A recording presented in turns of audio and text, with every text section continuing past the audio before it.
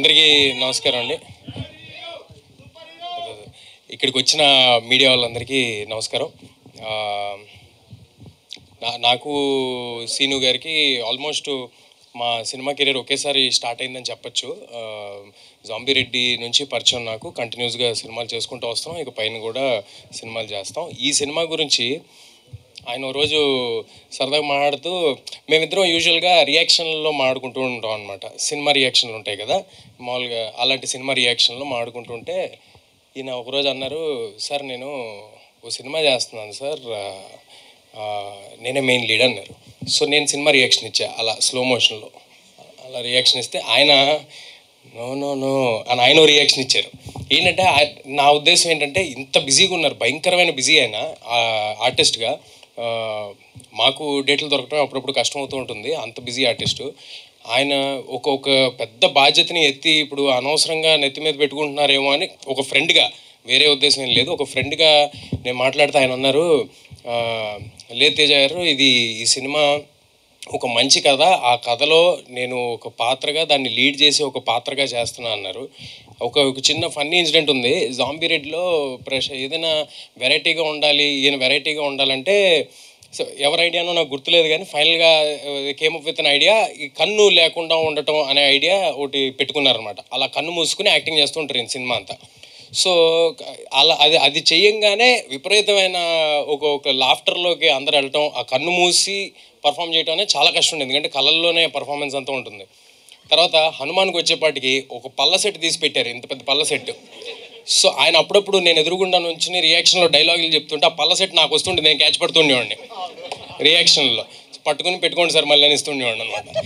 So ఇలాగా ఆయనకి ఏదైనా ఒక ప్రాబ్లం పెడితే ఆయన ఎక్సెల్ అవుతారు. దీంట్లో ఒక పెద్ద ప్రాబ్లం ఉంది ఆయనకి, నవ్వుతూనే ఉండాలనే ప్రాబ్లం. సో ఆయన డెఫినెట్గా ఎరగదీసి ఎక్సెల్ అయి ఉంటారని అనుకుంటున్నాను. ఒక అర్థవంతమైన సినిమాకి కామెడీ జోడిస్తే చాలా పెద్ద సినిమా అవుతుందని నమ్ముతున్నా. చాలా మీనింగ్ఫుల్ ఎమోషన్స్తో మీనింగ్ఫుల్ వే ఆఫ్ ఫిల్మ్ ఇది. అలాంటి సినిమా చేసినందుకు ఇక్కడ ఉన్న టీం అందరికీ చాలా చాలా థ్యాంక్ యూ. ఇలాంటి సినిమాలు ఇంకా ఎక్కువ రావాలని కోరుకుంటున్నాను, ఎందుకంటే మనం చాలాసార్లు అక్కడెక్కడో ఒక వెరైటీ సినిమా వచ్చింది, దాంట్లో ఎమోషన్ అదిరిపోయింది, అది అని చెప్తూ ఉంటారు. అలాంటి సినిమా మనకి ఇక్కడ వస్తుంది మన టాలీవుడ్లో. We should all be very proud of Getup Seenu first of all as an actor. Getup Seenu గారి గురించి మనందరం అంటే మంచితనానికి ప్యాంటు షర్టు వేస్తే సీను గారిని మేము ఊరినే అంటుంటాం అనమాట. భయంకరమైన మంచితనం. 24 hours సినిమాకి ఏం కావాలో ఒక కమర్షియల్ యాక్టర్గా కాకుండా ఆయన ఆ సినిమాలో నేను హీరో అవనండి, ఆయన హీరో అవనండి, ఎవరైనా అవనివ్వండి, దానికి అంతకంత 100% ఇచ్చి పక్కన యాక్టర్స్ బెటర్గా పర్ఫామ్ చేయడానికి ఏం కావాలి అని ఎప్పుడూ ఆయన ప్రయత్నిస్తూ ఉంటారు. సో ఇది చాలా సార్, మీరు చాలా లాంగ్ వే వెళ్తారు, మన ఇద్దరం కలిసి వెళ్తాం, చాలా లాంగ్ వే కలిసి వెళ్తాం.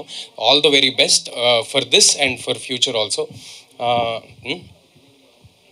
ఏది అంటే నేను ఇక్కడికి రావడానికి ఒక రీజను, ఇంత మంచి సినిమా తీశారు, దీనికి నా వంతు ప్రయత్నం చేయాలని ఒకటైతే, రెండోది ఆయన వండే బిర్యానీ కోసం.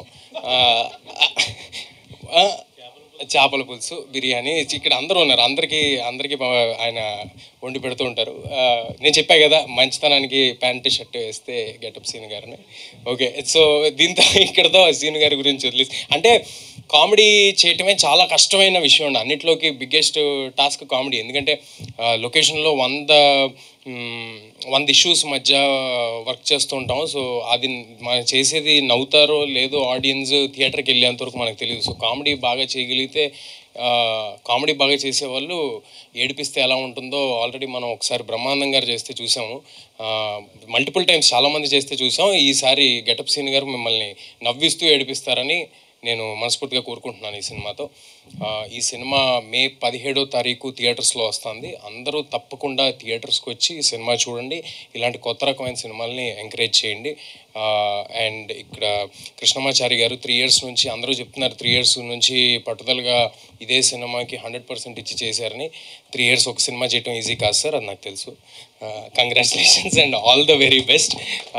ఈయనకి సపోర్ట్ చేసిన Prashanth garu, producer Prashanth garu, Rajesh garu, all the very best sir. కంటెంట్ని నమ్మి ముందుకెళ్తున్నారు. మీరు ఇలాంటి సినిమాలు మరెన్నో తీయాలని కోరుకుంటున్నాను. This your first film right? Ankita garu, all the very best and welcome to Telugu film industry.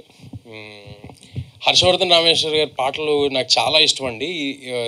Scene గారు నాకు ఎప్పుడో చాలా స్టార్టింగ్లో ట్యూన్ స్టేజ్లో ఉన్నప్పుడు వినిపించారు, రాజు యాదవ్ చూడు. నేను విపరీతంగా ఎంజాయ్ చేశాను ఆ సాంగ్. ఆ సాంగ్కి ఇందాక ట్రైలర్లో వస్తుంటే మీరంతా కూడా మంచి అరుపులు, కేకలు, చిన్న వైబ్ వస్తుంది ఆ సాంగ్ పెడుతూ ఉంటే. ఆ పాటకి థియేటర్లో చాలా పెద్ద రెస్పాన్స్ రావాలని, ఈ సినిమాకి చాలా గొప్ప పేరు వచ్చి మా సీను గారికి అంతా మంచి జరగాలని మనస్ఫూర్తిగా కోరుకుంటున్నాను. Thanks a lot.